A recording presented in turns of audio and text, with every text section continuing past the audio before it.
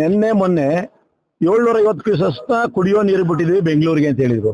ಇವತ್ತು ನಾವು 1 ಹೊಳೆ ಹತ್ರ ಇದೀವಿ. ಶ್ರೀರಂಗಪಟ್ಟಣದ ಬಳಿ 3 ಹೊಳೆ ಹೋಗುತ್ತೆ. 3 ಹೊಳೆಲು ಈ ದೊಡ್ಡ ಪ್ರಮಾಣ ನೀರು ಹೋಗ್ತಾ ಇದೆ. ಎಕ್ಸಿಕ್ಯೂಟಿವ್ ಇಂಜಿನಿಯರ್ ಫೋನ್ ಮಾಡಿ ಹೇಳ್ತಾರೆ, ಇಲ್ಲ ನೆನ್ನೆ ಅಷ್ಟೇ ಹೋಗ್ತಾ ಇದೆ ಸರ್, ನಾವು ದಿನ ಗಮನಿಸ್ತಾ ಇದೀವಿ, ನೀರು ಜಾಸ್ತಿ ಹೋಗ್ತಾ ಇದೆ ಅಂತ ಹೇಳಿದ್ರೆ ಅವ್ರು ಹೇಳ್ತಾರೆ ನೋಡ್ತೀನಿ ಅಂತ ಹೇಳ್ಬಿಟ್ಟು ಪುನಃ ಅವರೇ ಫೋನ್ ಮಾಡಿದ್ರು. ಫೋನ್ ಮಾಡಿದಾಗ ಹೇಳ್ತಾರೆ, ಹಿಂದೆ ಇನ್ಫ್ಲೋ ಕಡಿಮೆ ಇದ್ದಾಗ ಒಂದು ಲೆವೆಲ್ಗೆ ಗೇಟ್ ನಿಲ್ಸಿದ್ದು, ಈ ಇನ್ಫ್ಲೋ ಜಾಸ್ತಿ ಆಗಿದಿಲ್ಲ, ಅದರಿಂದ ಜಾಸ್ತಿ ಹೋಗ್ತಾ ಇದೆ, ತಕ್ಷಣ ನಿಲ್ಲಿಸ್ತೀವಿ ಅಂದ್ರೆ ಅಂದ್ರೆ ಇಷ್ಟೊಂದು ಬೇಜವಾಬ್ದಾರಿ ಒಬ್ಬ ನೀರಾವರಿ ಇಲಾಖೆ ಇಂಜಿನಿಯರ್ಗಿದ್ರೆ ಮಂಡ್ಯ ಅಥವಾ ಕರ್ನಾಟಕದ ರೈತ ಹಿತ ಕಾಪಾಡ್ತಾರ?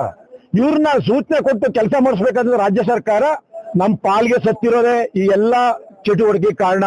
ತಮಿಳ್ನಾಡು ನೀರು ಹೋದ್ರೂ ಪರವಾಗಿಲ್ಲ, ಕರ್ನಾಟಕಕ್ಕೆ ರೈತರಿಗೆ ನೀರು ಕೊಡದೇ ಇದ್ರೆ ರೈತರು ತನ್ನಿಂತಾನೆ ನಾನ್ ಕಾಂಗ್ರೆಸ್ ನನ್ ದಳ ಬಿಜೆಪಿ ಅನ್ಕೊಂಡು ಮೌನವಾಗಿರ್ತಾರೆ, ಕಿತ್ತಾಡ್ಕೊಂಡು ಚಳುವಳಿ ಮಾಡ್ಲಿ ಅನ್ನೋ ದುರಾಂಕಾರ ಇವತ್ತಿನ ರಾಜ್ಯ ಸರ್ಕಾರಕ್ಕಿದೆ.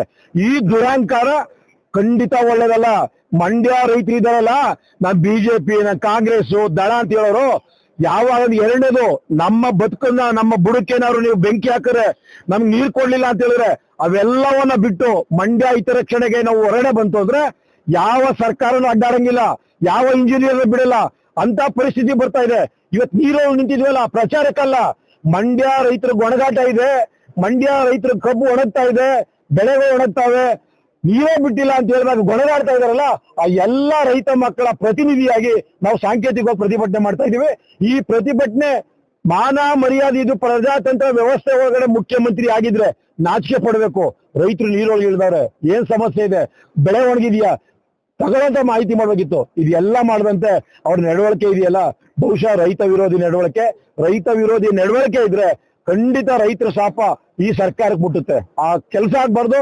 ತಕ್ಷಣ ನೀರ್ ಬಿಡಿ, ನಮ್ ಬೆಳೆ ಉಳಿಸಿ, ನಮ್ ಬದುಕು ಉಳಿಸಿ ಅಂತ ಕೇಳೋದಕ್ಕೆ ಒಬ್ಬ ರೈತ ಮಗನಾಗಿ ನಾನು ಬಹಳಷ್ಟು ವಿನಂತಿ ಮಾಡ್ತಾ ಇದ್ದೀನಿ. ಎಲ್ಲೊಂದ್ ಕಡೆ ಈಗ ರಾಜ್ಯ ಸರ್ಕಾರ ಕದ್ದಿ ಮುಚ್ಚಿನ ನೀರು ಹರಿಸ್ತಾ ಇದೆಯಾ ಈಗ ತಮಿಳುನಾಡಿಗೆ? ಇವತ್ತು ನಾವು ನೀರ್ಗಿಳಿದಂತ ಒಂದೇ ಒಂದು ಕಾರಣ ಇದನ್ನ ಬೆಳಕುತ್ತಾರೆ ಅಂತ.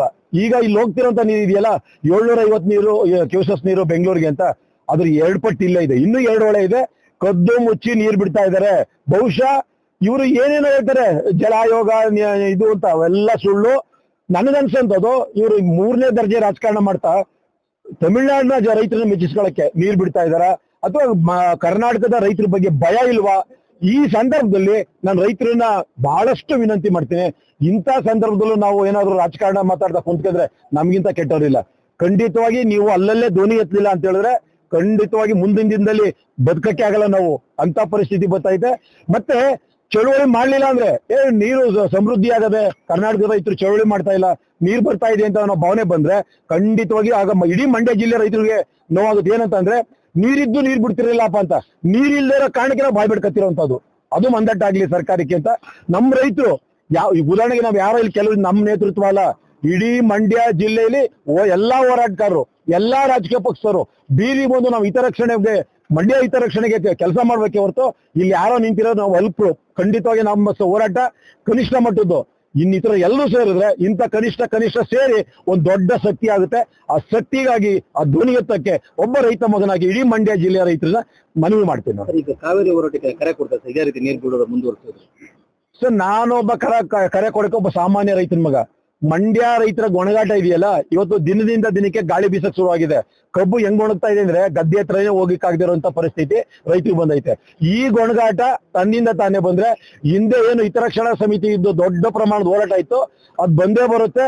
ರಸ್ತೆಯಲ್ಲಿ ತಡಿತೀವಿ, ಆಗ ಇವ್ರು ಉತ್ತರ ಹೇಳ್ಬೇಕಾಯ್ತದೆ. ಮುಖ್ಯಮಂತ್ರಿ ಆದಂತವ್ರು ನಮ್ಮ ತಾಯಿ ಏನ್ ಹೇಳ್ತಾರೆ ಅಂದ್ರೆ, ಮಕ್ಳಿಗೆ ಮಗ ಗಂಜಿ ಇಲ್ಲ ಕಳ ಅಂತಂದ್ರೆ ಎಲ್ಲಾರು ಮೂಲೆಯಲ್ಲಿ ಹುಡುಕಿ ಮಕ್ಳು ಹೊಟ್ಟೆ ತುಂಬಿಸ್ತಾರೆ. ನೀರು ಇಲ್ಲ, ನೀವು ಒತ್ತಡ ಮಾಡಬಾರ್ದು ಅಂತಂದ್ರೆ ಒತ್ತಡ ಮಾಡಬಾರ್ದಪ್ಪ. ನಮ್ ರಕ್ಷಣೆ ಮಾಡೋದೇನು? ನಮ್ ಭೂಮಿ ಕಬ್ಬು ಹೊಡೆದೋದ್ರೆ ನಮ್ ರಕ್ಷಣೆ ಮಾಡೋರು ಮುಖ್ಯಮಂತ್ರಿಯ ರಾಜ್ಯ ಸರ್ಕಾರ. ಇದಕ್ಕೂ ನಮ್ಗೆ ಸಂಬಂಧ ಇಲ್ಲ ಅಂದ್ರೆ ಇದು ಯಾರಪ್ಪನ ಮನೆ ಆಸ್ತಿ? ಪ್ರಜಾತಂತ್ರ ವ್ಯವಸ್ಥೆ ಇದು. ಕನಿಷ್ಠ ನಾನು ಹೇಳ್ತಾ ಇರೋದು, ಮುಖ್ಯಮಂತ್ರಿ ಅವ್ರು ಮಾತಾಡೋ ವೈಖರಿಯಲ್ಲಿ ಮಾತಾಡಿರ್ಬೋದು, ಆ ದುರಾಂಕಾರನ ಸ್ಥಾನಕ್ಕೆ ಶೋಭೆ ತರುವಂತದ್ದಲ್ಲ. ಆ ಸ್ಥಾನದಲ್ಲಿದ್ದರೆ ಡಿ ಕೆ ಶಿವಕುಮಾರ್ ಅವರೇ ಗೌರವಿತ ಮಾತಾಡಿ ನಮ್ ಜಿಲ್ಲಾ ಶಾಸಕರು ಸತ್ತೋದ್ರು ಅನ್ನೋದು ನನಗೆ ಭಾವನೆ.